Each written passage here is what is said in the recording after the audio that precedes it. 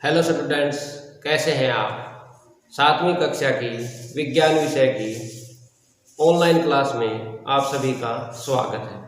आज हम पढ़ेंगे अध्याय 6 भौतिक एवं रासायनिक परिवर्तन।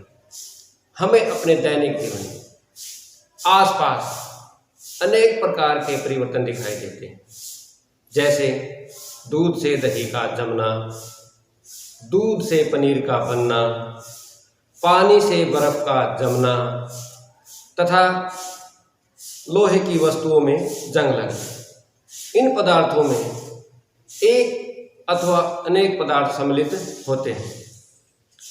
व्यापक रूप से ये परिवर्तन दो प्रकार के होते हैं, भौतिक परिवर्तन एवं रासायनिक परिवर्तन। आज हम क्रियाकलापों द्वारा भौतिक परिवर्तन की प्रकृति के बारे में पढ़ेंगे। क्रियाकलाप एक करके देखते हैं। आइए हम एक क्रियाकलाप करते हैं। एक कागज का टुकड़ा लेते हैं, इसको 4 टुकड़ों में काटते हैं।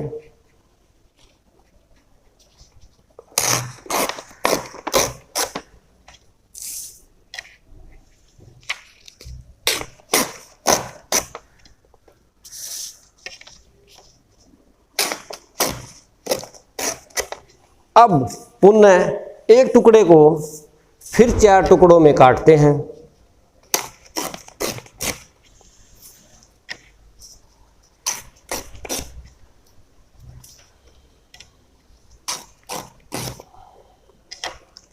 अब इन टुकड़ों को इस तरह व्यवस्थित करते हैं कि यह कागज का मूल आकार ले ले।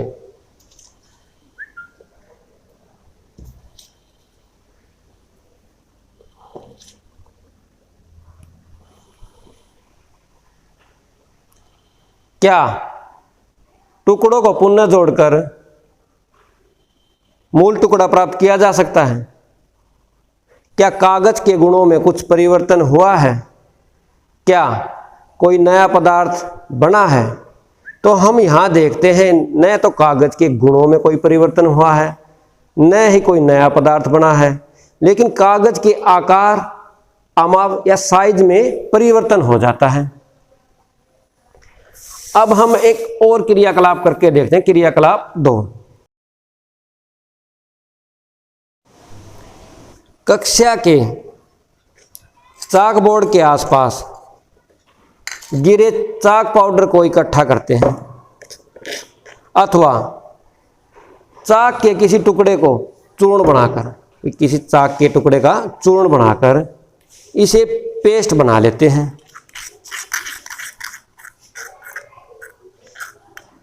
इसे चाक के आकार में बेलकर सूखने देते हैं। इसको हम चाक के आकार में बेल लेते हैं और इसको कुछ देर के लिए सूखने देते हैं। क्या आप चाक के चूर्ण से पुनः चाक बना सकते हैं? क्या चाक के गुणों में कुछ परिवर्तन हुआ है? आइए क्रियाकलाप 3 करके देखते हैं। हम एक कटोरी में जल लेते हैं, इसको कुछ समय के लिए फ्रीज में रखते हैं। कुछ समय बाद हम क्या देखते हैं, जल जमकर बर्फ का रूप ले चुका है। अब हम इसको बर्फ को कुछ समय के लिए धूप में रखते हैं। हम क्या देखते हैं, बर्फ धीरे धीरे पिघलकर वापस जल का रूप ले चुकी है। क्या ठोस बर्फ फिर से जल बन गई है? यहाँ हमने देखा कि जल को फ्रीज में रखने पर वह ठोस बर्फ का रूप ले लेता है, जबकि बर्फ को धूप में रखने पर वह वापस जल का रूप ले लेती है। आइए क्रियाकलाप 4 करके देखते हैं।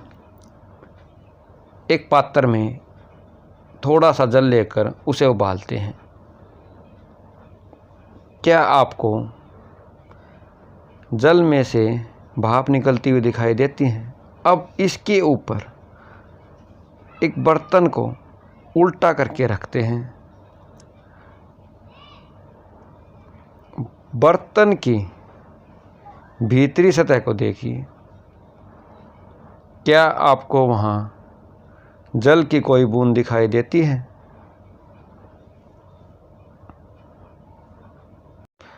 आइए क्रियाकलाप 5 करके देखते हैं। एक लोहे की कील को चिमटे की सहायता से पकड़कर उसके अगर भाग को गैस स्टोव की ज्वाला पर रखते हैं। कुछ मिनट तक प्रतीक्षा करते हैं।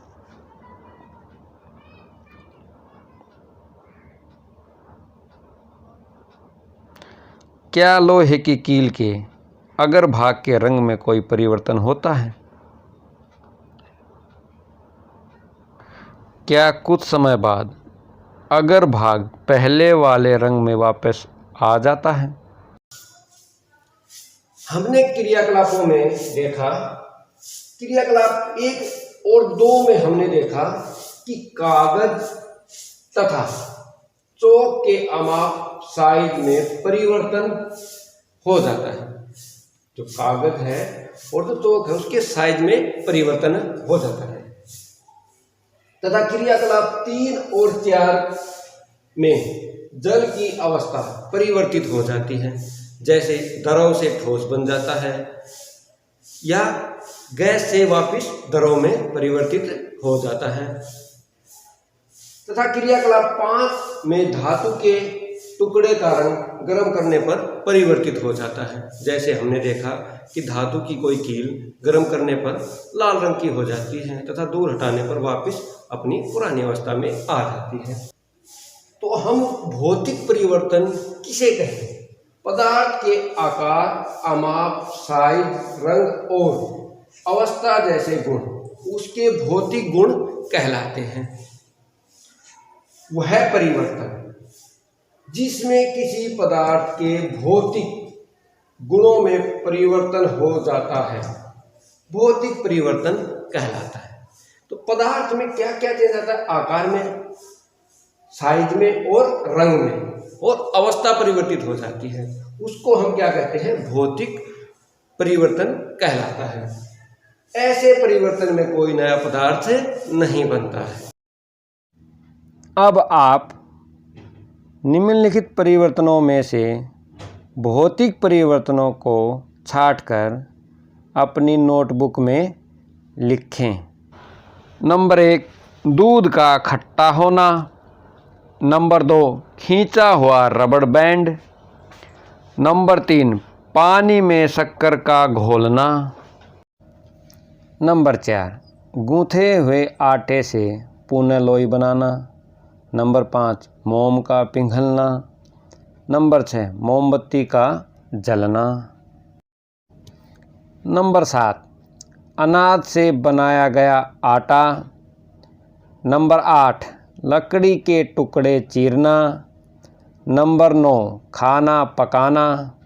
और नंबर 10, आइसक्रीम का पिघलना।